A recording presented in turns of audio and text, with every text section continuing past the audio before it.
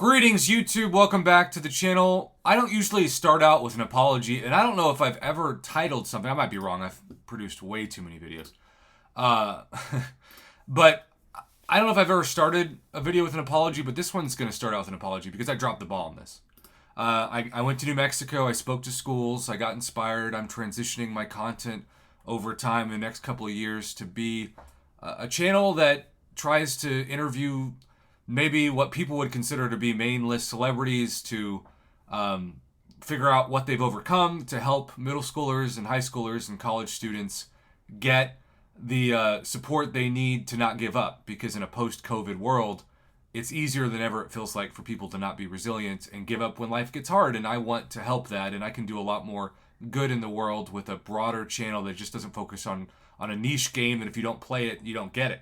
You know, so many people meet me and they subscribe to my channel, but they don't watch it because they don't play the game. So, you know, I don't know if there's ever been somebody on YouTube who has more fraudulent subscriber numbers than me because of the nature of the reason why people view. But I'm honored that people want to subscribe, even if it's just symbolic. But because of that, I didn't cover this. This post is from February 23rd. That's a month ago. And I haven't covered this. I should have covered this. So I'm sorry. But some of the comments on my previous video talking about the forums and how people get banned. And in that particular video, let the record show that I supported Kabam Mike because I thought that it was a really bad way to handle a situation. But with that being said, this video is going to be sort of a retrospective regarding something that was called kind of an emergency bug that still hasn't been treated like an emergency, and that's part of why I'm sorry it's taken me longer than I should have to cover this. Better luck next time says, on Tuesday my Alliance SGA1 had a member leave the Alliance due to emergency. We had a new player take his place and join well over 24 hours before the next placement phase, but he was unable to place a defense. We sent in a ticket and support gave us nothing more than a 101 for new players guide on how to place defense, and that a player must be in the Alliance for 24 hours before being able to place. By the way, when you fill out a support ticket and the response literally acts like the words in your ticket don't exist, that is a copy and paste special that makes players understandably irate because they are just trying to make sure that the Alliance War season isn't lost, and Kabam is ignoring it. And this goes in another reminder that several people's tickets aren't even being responded to with a copy and paste anymore. They're just being closed, or they're being filed as solved even though they were never attempted. Mr. Sense has filled me and several other YouTubers on this for weeks. And, you know, when we say that the writing's on the wall for the game dying, we're not trying to be, at least I'm not trying to be clickbaity. I'm just trying to be honest and talk about things I've never seen before in the 8 years I've played this game and in the 6 years I've done YouTube. And for me, it's kind of a mixed bag of emotions because if this game was to die tomorrow, I think that would actually free me up to make a YouTube channel that's way more successful. But I would miss the community of this game. So where I am in life right now with the decisions I've made, I'm trying to just help people in this community the best way I can. And oftentimes that's also just saying, hey, this person's way better at the game. They've forgotten more than I'll ever learn. Go check out this video on their channel. And so, you know, it's cool when you're helping other content creators out and not wanting to have any ulterior motive. I think that's like a good way to live life in general. But you can see that this cost them 5 defenders for the last war, chalked it up to not being in the Alliance early enough, but then he was still unable to place for the next war after multiple days being in the Alliance. Even tried leaving and rejoining the Alliance, but still no dice. Now this was covered in a video about a month ago to do with the raids bug, but that bug has not been solved. And in the video, Kabam assured people that it had been solved, and that was from late February. And you can just see how many posts are in this. And the last one is this week from my man, the Exit 27, who says they're not silently working on it, more like silently hearing about it. They had a whole month to do something. Again, this post started at the end of February. Instead, there's no difference, besides actually publicly acknowledging it this month. The workaround is the same. Workaround is last month. Wait until Raids Week ends Will it be the same workaround next month? Because that's just unacceptable. This is the equivalent of the check oil light coming on, or let's just say check engine light for those of you who drive cars. And you go into the dealership and you say, hey, my check engine light's on. What's the problem? And they look at it and say, well, there really isn't a problem.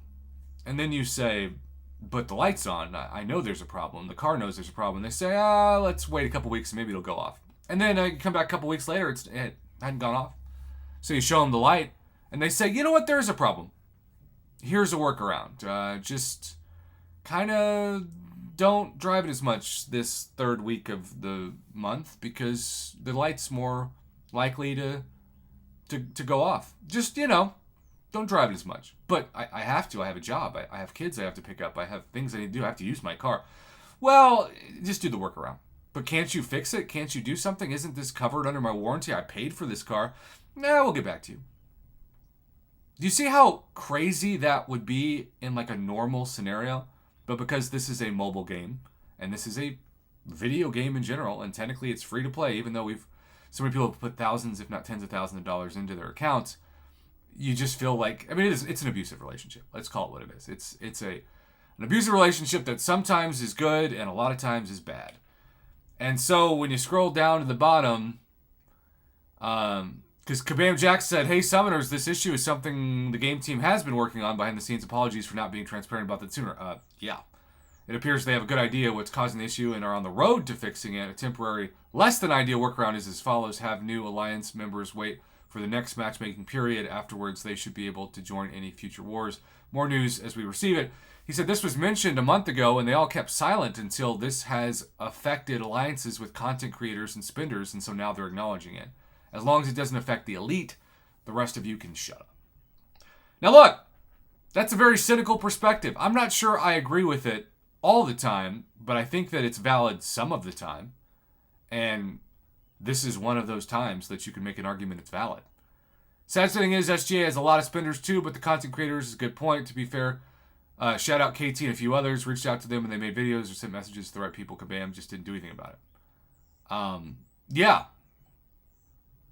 Yeah. Valmez says, first, I like to say thank you for the response. The delayed response to a serious problem is better than nothing. Great start. What is disappointing to me that with this situation isn't that the bug happened, but that the first time it happened, there was no reply when Raids first came out. Then, in the second release of Raids, when SGA, amongst other alliances, were affected, there were a lot of noise made about it. Tickets raised, forum tags, amongst other stuff, but the issue was not dealt with. Fast forward to 1 month later, it's taken this persistent issue to happen to my alliance, where fortunately we have content creators, members of my alliance that speak to people directly at Kabam, who, as of only 24 hours ago, started to look into the issue. So, literally, they're saying in these posts, hey, if you know content creators that have an access to the CCP group chat or any kind of direct communication with Kabam that doesn't rely on the forums or filing help tickets, use them, because that's the only way that we can solve a problem now. To just go to the CEO directly and get around all the red tape. So I was going to say that this video is going to be, I'm sorry it's taken me so long to cover this, but now I think the better title of this video is, I'm sorry that this is the game we play. I'm sorry that this is the system that we play. I'm sorry that this is MCOC in 2024. That's the best title. I am sorry. I'm writing this down because sometimes, words. I'm sorry this is MCOC in 2024. Because we should not have to say, hey, I know what we can do. KT's in this alliance. So if we get the info to KT, then maybe they'll get around all the stuff that we're getting shut down on and talk to some people in the company itself who can expedite this problem.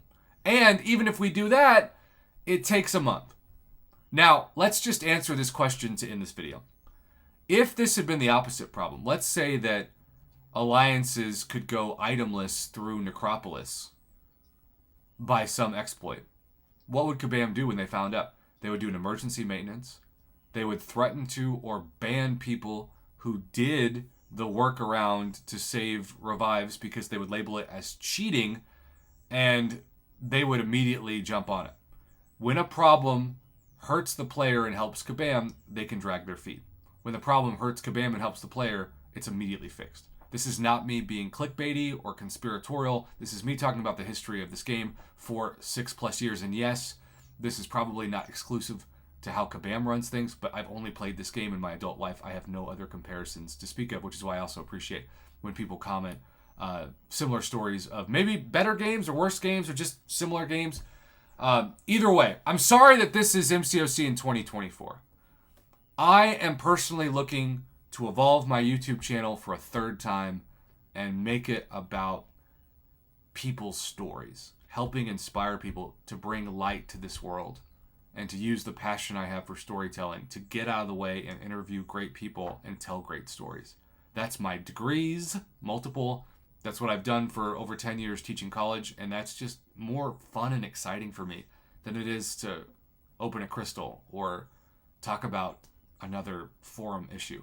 But I also don't want to just leave this community high and dry. I want to figure out a way to where I can still be part-time in this and then focus on the next thing simultaneously. It's kind of scary, but it's also very exciting, and that's where I stand. If you're at a school where you think, I'd love to bring this guy in and have him tell us his story, I'm also in the process of writing 2 books, a children's book about resiliency and the importance of not giving up, and a novel based off of my life and people who've grown up, especially in abusive, poor backgrounds, with the chance to start feeling like there's nothing but darkness and end up in a position that feels like this. Like there's a lot of light and a lot of love, and certainly a lot more than where it was when I was a kid. So, weird way to end this video, but also important for me to make that plug for the future of this channel. It's going to look very different in a couple years, but there will still be broadcasts, hopefully, and there will still opportunities to connect in this game if it's still around. But I'm starting to make plans after this game. I'm starting to dream bigger with my platform, and I'm really excited about the journey ahead.